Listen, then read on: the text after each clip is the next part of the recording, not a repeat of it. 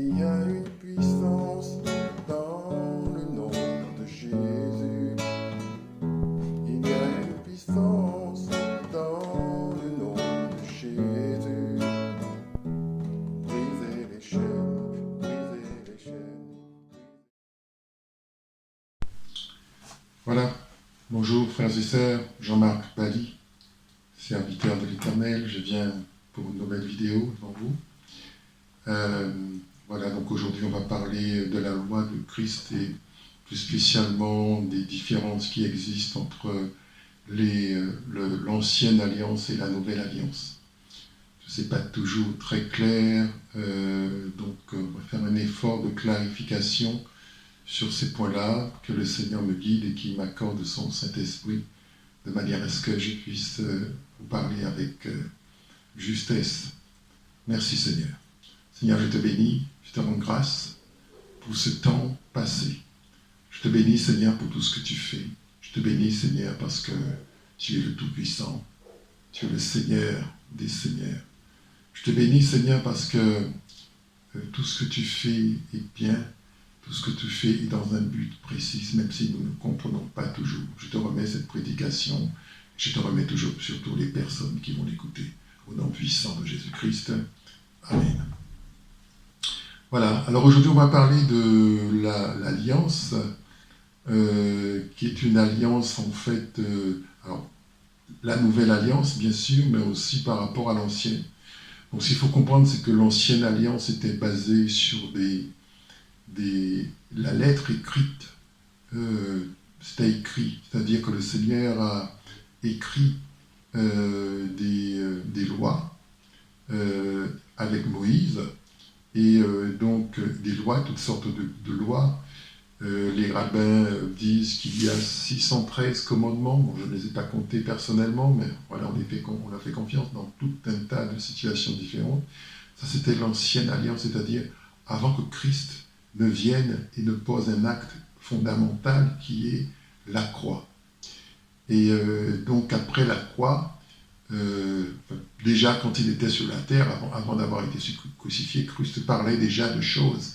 Et il allait plus loin que ce que disait Moïse. Rappelez-vous, par exemple, lorsqu'une femme est surprise en plein adultère, la loi dit spécifiquement qu'il faut lapider de telle femme. Et le Christ va dire non, que celui qui est sans péché lui jette la première pierre. Il va parler du sabbat aussi, il va dire le Fils de l'homme est maître même du sabbat. Vous voyez, donc Jésus c'est vraiment le personnage central, enfin la personne centrale, qui va changer, transformer cette ancienne alliance en une nouvelle alliance par son sang. Amen. Voilà. Alors nous allons donc parler de ça aujourd'hui et puis essayer de clarifier les choses. Voilà. Alors, il est écrit dans le livre des Hébreux, « Car la loi n'a rien amené à la perfection, car il est impossible », alors ça c'est le verset 7 à 19, chapitre 7, verset 19, et le chapitre 10, verset 4, il dit « Car il est impossible que le sang des taureaux et des boucs ôte le péché. » Alors le problème de l'ancienne alliance, c'est-à-dire avec la loi, c'est que il n'était pas possible pour les sacrifices offerts, je veux dire, d'être assez efficace pour effacer et enlever le péché des hommes. Donc il y a tout un tas de sacrifices, effectivement, qui sont décrits dans le livre du Lévitique, par exemple, et des sacrifices à recevoir donc, dans chaque cas, et notamment, donc, il y a le cas spécifique qui est le sacrifice pour le péché.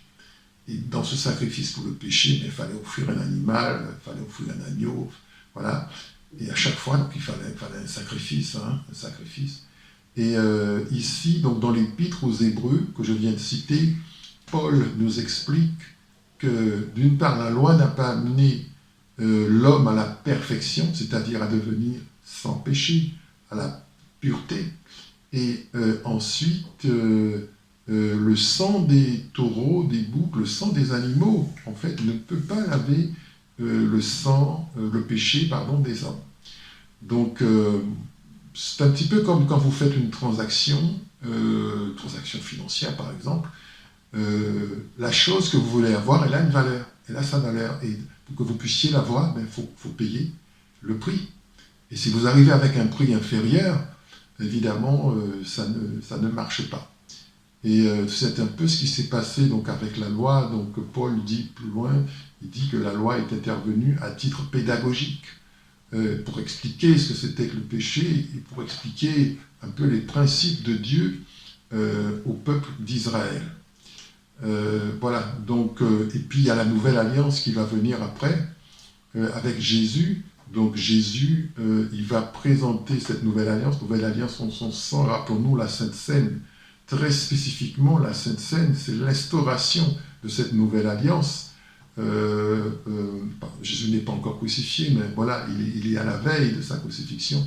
Il va instaurer, il va mettre une loi. Il va dire, voilà, vous ferez cela en mémoire de moi. Donc tout ça c'était pas dans l'ancienne alliance, c'est dans la nouvelle. Et dans la nouvelle alliance, effectivement, le sang qui prévaut, c'est plus le sang d'un animal, c'est le sang du Christ, le sang du Fils de Dieu, vous voyez. Voilà. Donc ça, c'est vraiment pour vous faire passer de l'alliance ancienne, l'alliance mosaïque, à l'alliance christique. Voilà. Alors, il est ici aussi écrit dans le livre des Corinthiens, 2 Corinthiens chapitre 3, verset 6, « Il nous a rendus capables d'être ministres d'une nouvelle alliance, non de la lettre, mais de l'esprit. Car la lettre tue, mais l'esprit vivifie. » La lettre tue, mais l'esprit vivifie. Donc la lettre, c'est-à-dire ce qui est écrit, en fait, c'est bien comprendre que l'ancienne alliance est basée sur la lettre, donc ce qui est écrit. Vous voyez, la parole de Dieu, ce qui est écrit, c'est très important, c'était la première phase. Mais il y a une autre phase qui va venir, c'est celle de l'esprit. Et c'est l'esprit qui va vivifier, qui va apporter la vie. Vous voyez. Et c'est ce qui manquait aux hommes. Les hommes avaient beau respecter les principes de la loi. Je suis persuadé que beaucoup d'hommes ont essayé de respecter les principes de la loi. L'apôtre Paul, par exemple, était un homme très respectueux des principes de la loi, qui l'ont même conduit à persécuter l'Église. Donc il était très respectueux des principes de la loi, mais même ceux qui étaient respectueux des principes de la loi, c'est-à-dire qui offraient les sacrifices comme il fallait, etc., ça ne marchait pas, parce que les sacrifices offerts n'étaient pas à la hauteur de la transgression des hommes. Et donc les hommes n'étaient pas sauvés par rapport à cette ancienne alliance. Donc il faut bien voir maintenant que dans la nouvelle alliance, le règne, c'est le règne de l'esprit. C'est-à-dire, enfin le règne, c'est la direction est donnée par l'esprit.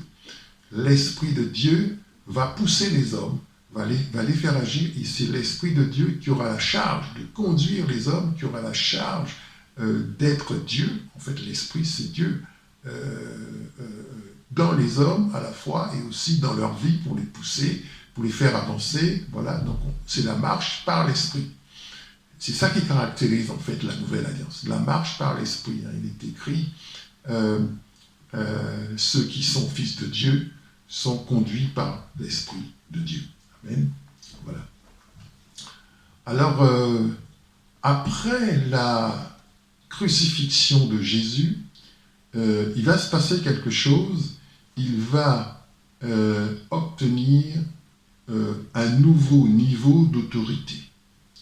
Un nouveau niveau d'autorité. C'est-à-dire que dans sa mission, son premier ministère, qui était de venir prendre sur ses épaules le péché du monde et de passer, n'est-ce pas, par l'épreuve de la croix, il va effectivement réussir cette épreuve, c'est-à-dire passer cette épreuve sans péché, offrir sa vie sans péché, recevoir, être abreuvé d'injures, de coups, d'insultes, et de tout un tas de choses humiliantes et déshonorantes et qui l'ont fait souffrir à l'extrême. Il en a eu la préscience au jardin de Gethsémani quand il a fait la prière en disant « Père, s'il est possible que cette coupe s'éloigne de moi ». Mais il a rajouté ensuite, non pas ma volonté, mais la tienne.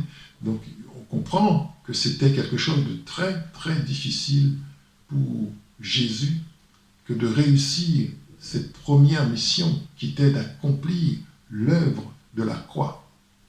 Donc l'œuvre de la croix a été la première mission. Et une fois qu'il a réussi cette mission, accomplir l'œuvre de la croix, c'est-à-dire rendre disponible un autre sacrifice que celui des agneaux pour que les hommes puissent être sauvés. D'accord? Donc ça veut dire que le sang de Christ, qui a bien sûr infiniment plus de valeur que le sang des agneaux, est à la hauteur pour pouvoir sauver, n'est-ce pas, les hommes et effacer de manière efficace, de manière totale et complète leurs péchés. Donc ça veut dire aujourd'hui, quelqu'un qui est en Jésus-Christ, ses péchés sont ou seront au dernier jour effacés complètement, c'est-à-dire comme quelqu'un qui n'a jamais péché. Et quand on entre dans la vie éternelle, évidemment, c'est une condition essentielle, c'est une condition, comment dirais-je, nécessaire, c'est-à-dire il faut absolument être pur et sans péché. Dans le royaume qui s'en vient, il n'y aura pas de péché, il n'y aura pas de pécheurs. Les pécheurs sont ici, en train de se battre, en train de lutter pour pouvoir sortir, se débarrasser du péché. Mais dites-vous bien que ceux qui sont dans le royaume, ceux qui vont entrer dans le royaume et ceux qui ont été, élus par Dieu et qui sont actuellement dans le royaume et qui sont dans la pensée de Dieu destinés à recevoir le royaume, je parle de ceux qui sont morts en Christ, eh bien, ils sont sans péché, ils seront sans péché, ils seront dans le royaume sans péché, comme s'ils n'avaient jamais péché. Voyez, voilà. Donc c'est ce que le Christ nous offre et c'est vraiment quelque chose d'exceptionnel que nulle part ailleurs on peut trouver. Vous pouvez aller dans tout autre groupe religieux, toute autre famille spirituelle, vous n'allez jamais trouvé qu'un Dieu comme cela se donne pour ses enfants, ses sujets, afin qu'ils soient libérés, n'est-ce pas, de l'influence du péché, parce que le gros problème de l'homme, c'est le péché. Le problème de l'homme vis-à-vis de Dieu. Le péché est à la base de toutes sortes de déboires et à la base de la mort. Hein. Il est écrit, le salaire du péché, c'est la mort. Donc vous voyez, c'est des choses vraiment importantes, et ce que Christ est venu faire pour nous, c'est-à-dire instaurer une nouvelle alliance, c'est quelque chose d'important. Et il était le seul à être capable de faire ça. Donc maintenant que Christ est parti, il est au ciel, il est passé à un autre ministère, qui est celui d'intercesseur, qui est celui de grand prêtre, n'est-ce pas? Et qui est celui de la personne qui intercède pour nous, qui est aussi un avocat pour nous. On va le voir plus tard dans ce message, histoire de vous dresser un peu les choses. Alors, on va lire déjà un passage dans Matthieu, chapitre 8, verset 16, il est écrit « Les 11 disciples allèrent en Galilée, sur la montagne que Jésus leur avait désignée. Et quand ils le virent, ils se prosternèrent devant lui. Mais quelques-uns eurent des doutes. Jésus, s'étant approché, leur parla ainsi « Tout pouvoir m'a été donné dans le ciel et sur la terre. » Donc, vous voyez? Donc, il a reçu tout pouvoir, le Christ, après avoir réussi son épreuve. Okay. Et pour nous, c'est la même chose. On est sur la terre, mais c'est un temps d'épreuve. Il ne faut pas dire que quand on est chrétien, que tout est facile. Ce n'est pas vrai. C'est un temps d'épreuve. On passe par des épreuves. On passe par des difficultés. On passe par des temps où, effectivement, il faut prier, où il faut jeûner, il faut invoquer le Seigneur, pour pardonner, n'est-ce pas, à ceux qui nous ont offensés, comme nous-mêmes nous pardonnons à ceux qui nous... Comme nous-mêmes que nous soyons pardonnés, afin que, comme le dit la prière, afin que nous soyons pardonnés, comme nous-mêmes nous pardonnons, ça veut dire que si nous ne pardonnons pas, nous ne serons pas pardonnés. Donc voilà. Donc c'est un temps d'épreuve, et c'est un temps où nous avons quelque chose à réussir. D'accord? Donc c'est un petit peu comme un examen. Nous avons quelque chose à réussir pour entrer dans quelque chose d'autre. Pour réussir cette vie-là qu'on va mener actuellement, il faut qu'on utilise ce que le Christ a déjà fait. Il faut qu'on utilise sa grâce, il faut qu'on invoque le Seigneur, qu'on invoque son sang et qu'on demande la direction au Seigneur, etc. Mais il y a quelque chose, n'est-ce pas, à réussir. D'accord ? Et donc, c'est très important de comprendre ça. Donc, c'est un temps d'épreuve. Donc, il ne faut pas s'étonner, en tant que chrétien, qu'on ait des épreuves dans sa vie. On aura des épreuves. Il y en a qui vont venir. Dieu les verra venir et les laissera s'installer dans notre vie dans un but de purification. Un but de purification. Quand vous passez les épreuves comme ça, et que vous les passez avec succès, que vous réussissez à pardonner, que vous réussissez à invoquer le Seigneur et que vous êtes exaucé, que vous réussissez à marcher avec l'Esprit comme il faut. C'est un succès, mais c'est aussi une purification qui vous prépare à la prochaine vie. D'accord ? Parce que nous, en tant que chrétiens, nous avons une espérance, c'est la vie qui s'en vient, la vie dans le royaume. Amen. Voilà. Alors, nous devons donc obéir à l'Esprit Saint. Parce que, comme je disais tout à l'heure, Christ est parti. Donc, le chrétien doit être capable, il doit apprendre à marcher avec le Saint-Esprit. Donc, le Saint-Esprit qui est envoyé aux disciples, c'est un guide, comme je le disais, c'est quelqu'un qui peut nous convaincre de péché, conviction de péché. Donc quand quelqu'un éprouve un sentiment de culpabilité après avoir commis une mauvaise action, contrairement à ce qu'on peut penser, c'est une bonne chose. C'est une bonne chose. Déjà, ça met en évidence sa sensibilité, parce qu'il y a des gens qui n'ont pas cette sensibilité-là. Et puis, ça met en évidence aussi que l'Esprit le convainc de pécher. Donc, c'est une manière de le pousser à la repentance. Vous voyez ? Donc, quand on est poussé à la repentance, ça permet que nous puissions laver, effacer ce péché commis, ce péché confessé. Et ce péché commis, il est écrit dans 1 Jean chapitre 1, versets 7 ou 8. Il est écrit, si nous confessons nos péchés, il est fidèle et juste pour nous pardonner, nous purifier. D'accord ? Donc, ça c'est important de confesser ses péchés devant Dieu. Donc, quand on a dans le cœur quelque chose qui nous remonte, parce que c'est le Saint-Esprit. On se dit, j'ai une idée, j'ai une pensée, je pense à ça, j'ai l'impression que ceci, cela. Donc ça c'est comme ça que nous traduisons.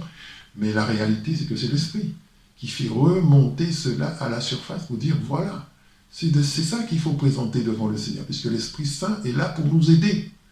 Il est là pour nous aider dans notre marche, il est là pour nous aider pour sortir de la malédiction, il est là pour nous aider à ce qu'on puisse accéder à tout ce que Dieu a prévu pour nous, à ce qu'on puisse entrer dans notre destinée. Vous voyez ? Donc quand on a dans le cœur quelque chose qui remonte comme ça, et un sentiment qui remonte comme ça, il faut s'interroger. Qu'est-ce que l'Esprit me fait remonter dans mon cœur comme ça ? Et qu'est-ce que je dois faire avec ? Ça peut être un souvenir très lointain, où on avait commis un acte et qu'on n'avait jamais demandé pardon. Ça peut être parce que Dieu n'oublie rien. Le diable non plus n'oublie rien. Donc quand il s'agit de vous accuser, il va vous accuser. Il va vous accuser avec des choses que vous avez déjà oubliées. Mais des choses que vous avez déjà, des actes que vous avez déjà posés. Amen. Voilà. On va lire un passage dans Jean chapitre 16, à partir du verset 12. Jésus parle à ses disciples, il n'est pas encore parti, il est sur le point de partir. Il va dire, j'ai encore beaucoup de choses à vous dire, mais vous ne pouvez pas les porter maintenant. Quand le Consolateur sera venu, l'Esprit de vérité, il vous conduira dans la vérité, car il ne parlera pas de lui-même, mais il dira ce qu'il aura entendu et il vous annoncera les choses à venir. Il me glorifiera parce qu'il prendra de ce qui est à moi et vous l'annoncera. Ouais. Donc, on va relire ce passage. Jean chapitre 16 à partir du verset 12. J'ai encore beaucoup de choses à vous dire, dit Jésus à ses disciples. Mais vous ne pouvez pas les porter à présent. Quand le consolateur sera venu, l'Esprit de vérité, il vous conduira dans toute la vérité. Car il ne parlera pas de lui-même, mais il dira tout ce qu'il aura entendu, et il vous annoncera les choses à venir. Il me glorifiera, parce qu'il prendra de ce qui est à moi, et il vous l'annoncera. Amen.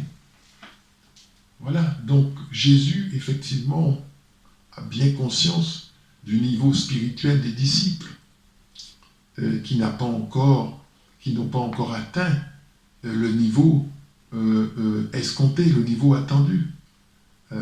Dans le jardin de Gethsémani, les disciples se sont endormis. Vous voyez, nous, en tant que disciples, nous aussi, nous pouvons nous endormir. Ouais. Alors qu'il fallait prier.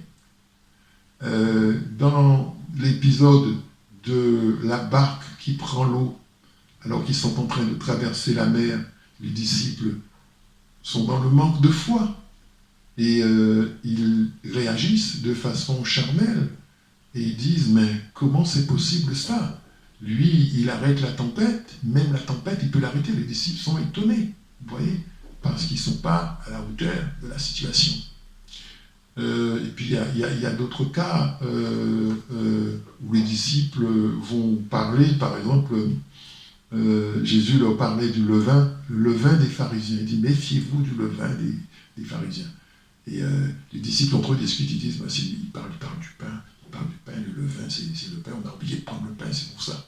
Et Jésus se retourne un peu exaspéré, il leur dit, mais non, je ne parle pas de levain, je ne parle pas de pain. Quand je dis le levain, je parle de l'enseignement des pharisiens. Donc il y a un décalage. Les disciples ont du mal à suivre Jésus. Vous voyez ? Ils ont du mal, ils ont besoin de progresser.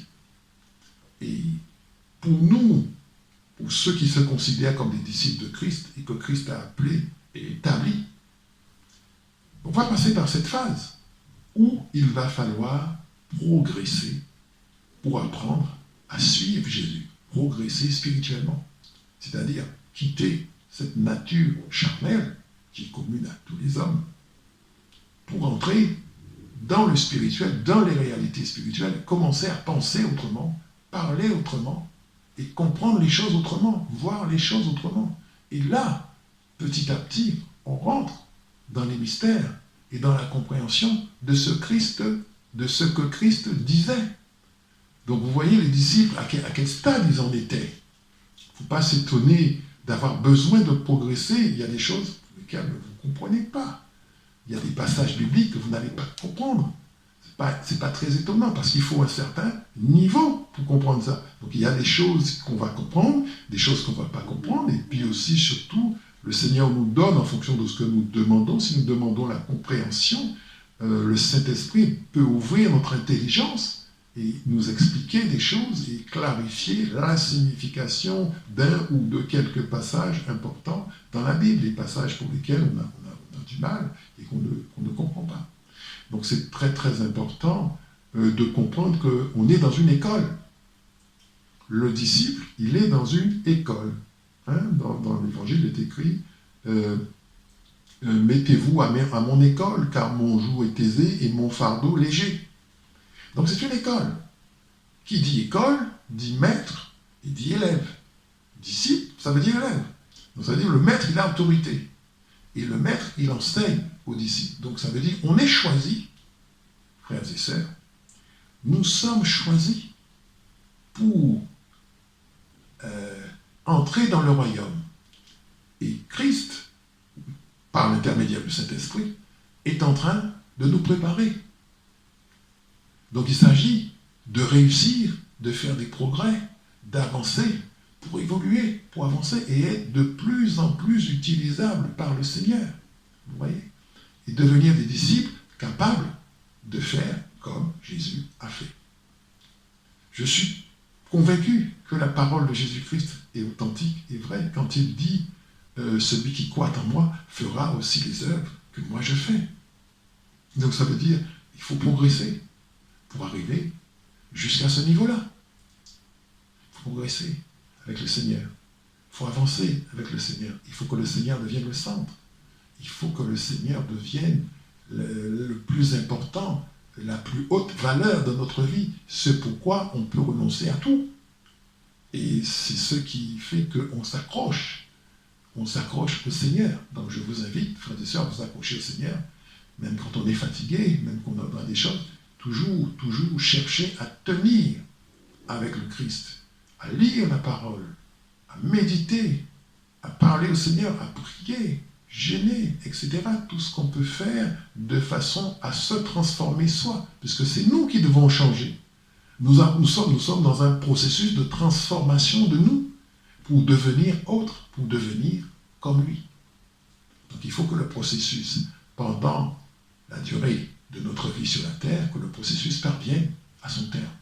C'est ça le but, c'est ça qui fait que on va dépenser, on va se dépenser, on va passer du temps dans la parole, on va donner la dîme, on va tout faire parce qu'il y aura un désir. Je prie, frères et sœurs, pour que le Seigneur vous accorde le désir de lui.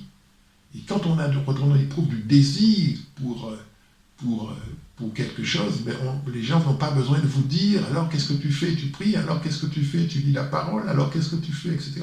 Non, le moteur, c'est vous. Le moteur, c'est vous. Vous dites, non, ça, il faut absolument que j'arrive, il faut absolument que je réussisse, il faut absolument que je comprenne ce verset, je vais prier le Seigneur pour qu'il me dise, etc. Parce qu'on a le désir, n'est-ce pas, d'aller de plus en plus vers le Christ et d'aller de plus en plus vers l'unité avec lui, vers la communion avec lui, devenir de plus en plus comme lui. Donc ça, c'est le désir du disciple.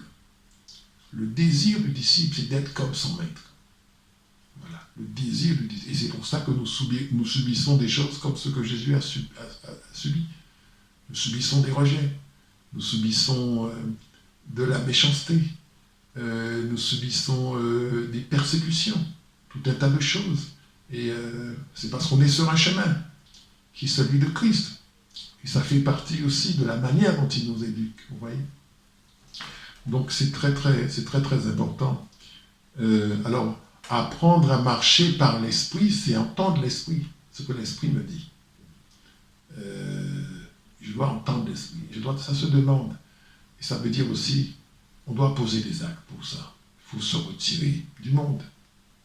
Vous ne pouvez pas entendre l'Esprit de Dieu comme ça, sans que ça ne vous coûte.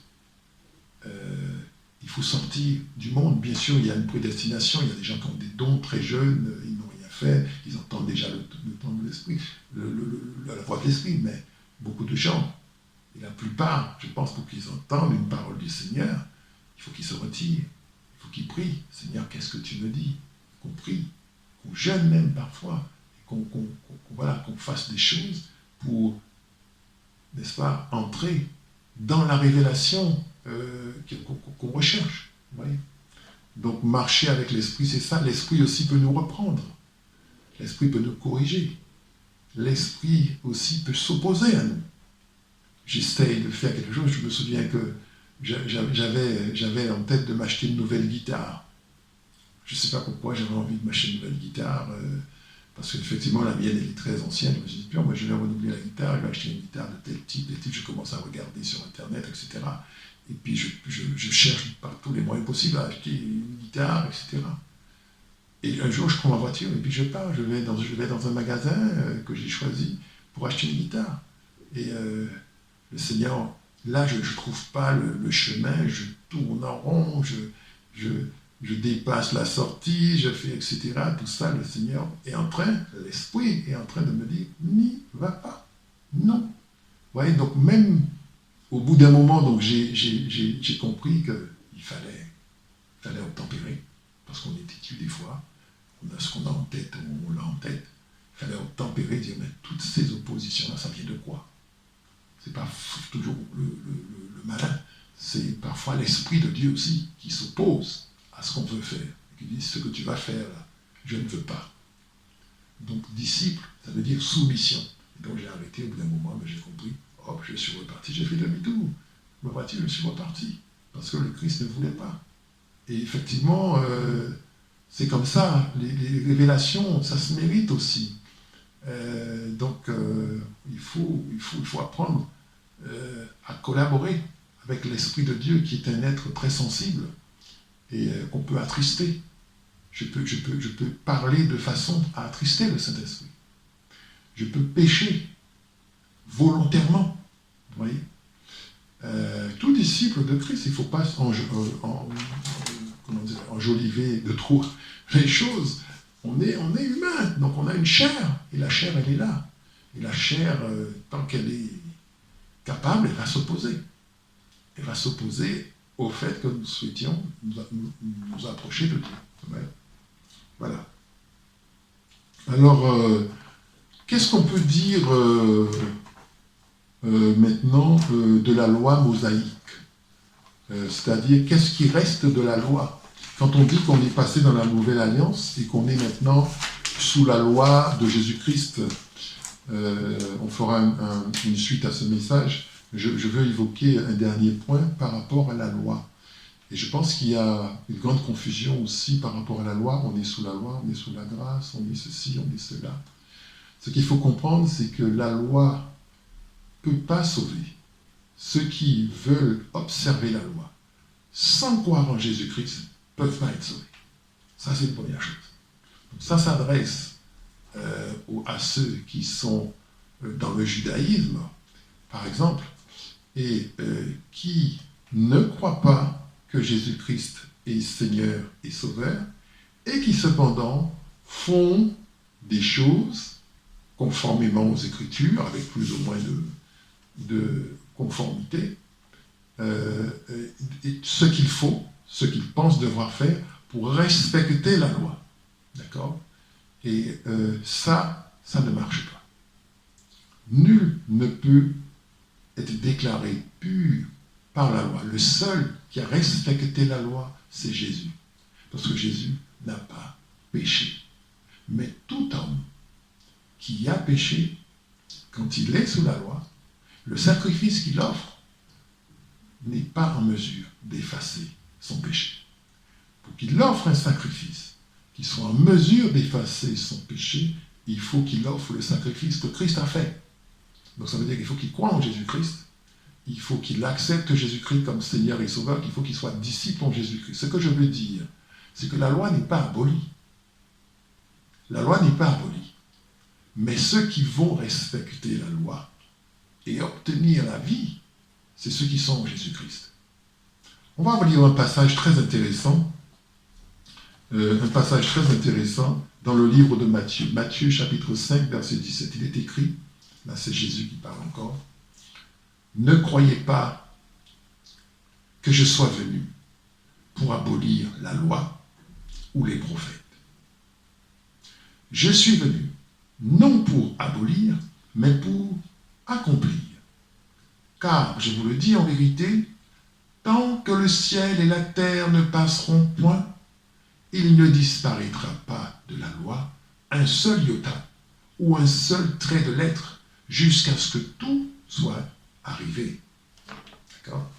Je vais relire ça, c'est très intéressant. Il y a pas mal de révélations ici. Ne croyez pas que je sois venu pour abolir la loi ou les prophètes. Je suis venu non pour abolir, mais pour accomplir. Car, je vous le dis, en vérité, tant que le ciel et la terre ne passeront point, il ne disparaîtra pas de la loi un seul iota ou un seul trait de lettre jusqu'à ce que tout soit arrivé. Ouais. Ça veut dire clairement, Christ vient de dire que la loi n'est pas abolie. Elle est toujours en vigueur. Mais ceux qui l'accomplissent sont ceux qui sont en Jésus-Christ. C'est à travers Jésus-Christ qu'on accomplit la loi, avec succès. Si on essaie d'accomplir la loi sans Jésus-Christ, on ne réussit pas. On n'est pas reçu. Vous voyez l'importance de Jésus-Christ. Jésus-Christ, il est central pour nous. On ne peut rien faire sans Jésus-Christ. Jésus-Christ va dire, hors de moi, vous ne pouvez rien faire. Il faut bien comprendre que ce qu'on est ce qu'on a, ce qu'on obtient, ça vient de Jésus-Christ. Ça vient de Jésus-Christ. Vous voyez? Alors, la loi est toujours en vigueur. Et dans ce passage très intéressant, la durée de vie, de validité de la loi, c'est jusqu'à ce que le ciel et la terre, que nous connaissons là, soient détruits. Parce que le Seigneur a dans l'intention de créer des nouveaux cieux et une nouvelle terre.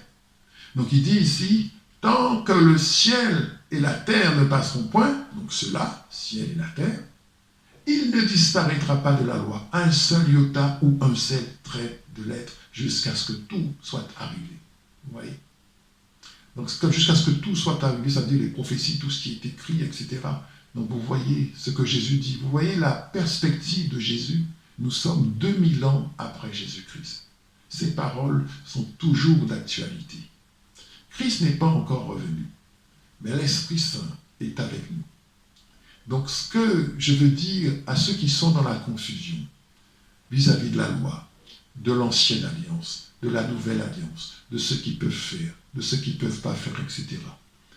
Vous pouvez effectivement, par exemple, je ne sais pas moi, chercher à respecter la loi, les termes de la loi, honore ton père et ta mère, tu ne tueras pas. Est-ce que parce qu'on est dans la nouvelle alliance, on a le droit de tuer? Non. Tu ne voleras pas, etc. Tout un tas de choses qui sont bonnes. Mais respecter la loi telle que c'est écrit dans l'ancienne alliance, ça ne procure pas le salut. Et si ça ne procure pas le salut, ça veut dire que la loi a échoué. Parce que le but de Dieu, c'est qu'on ait le salut et qu'on soit sauvé. Pour que ça fonctionne, il faut être en Jésus-Christ. Et quand vous êtes en Jésus-Christ, tout ce qui est péché, c'est géré et traité par Jésus-Christ. Pas par mes bonnes œuvres, pas par mes pratiques, pas par mes jeûnes, pas par mes prières, pas par mes études bibliques, mais par Jésus-Christ. Amen. J'ai besoin de prier, j'ai besoin de jeûner, j'ai besoin de faire des études bibliques, mais ce n'est pas ça qui me garantit l'entrée au royaume. Ce qui me garantit l'entrée au royaume, c'est que Jésus-Christ prend sur lui la responsabilité de mes fautes en me réconciliant avec le Père par son sang.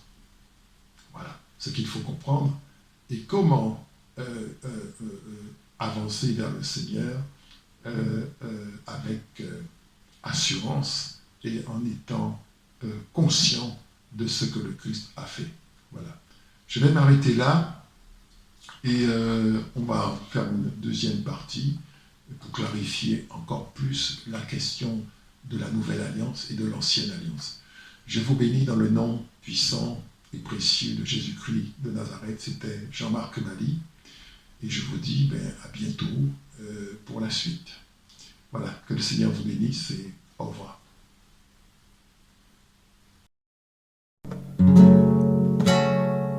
Il y a une puissance dans le nom de Jésus.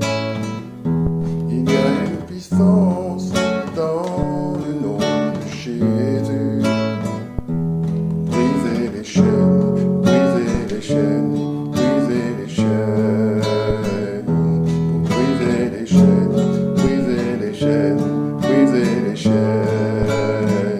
Il y a une puissance dans le nom de Jésus. Il y a une puissance dans le nom de Jésus.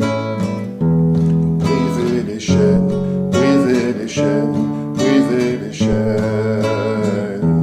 Brisez les chaînes, brisez les chaînes, brisez les chaînes. Il y a une armée qui se lève. Il y a une armée qui se lève. Brisez les chaînes, brisez les chaînes, brisez les chaînes. Brisez les chaînes, brisez les chaînes, brisez les chaînes. Il y a une armée qui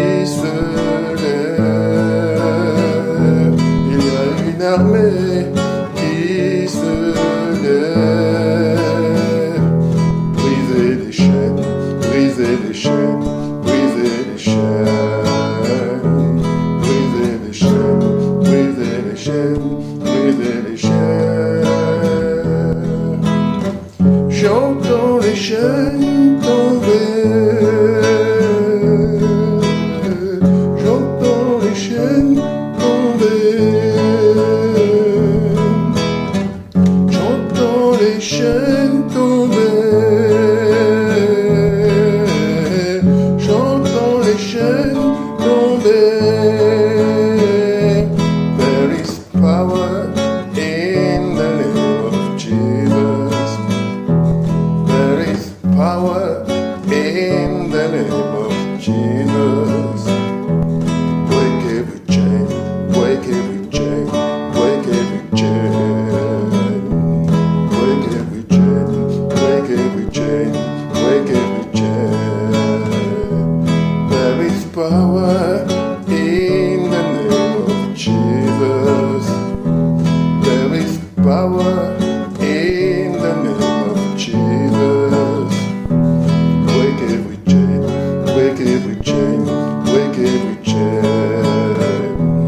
Break every chain, break every chain, break every chain. There is an army rising up. There's an army rising up. Break every chain, break every chain, break every chain. Break every chain, break every chain, break every chain.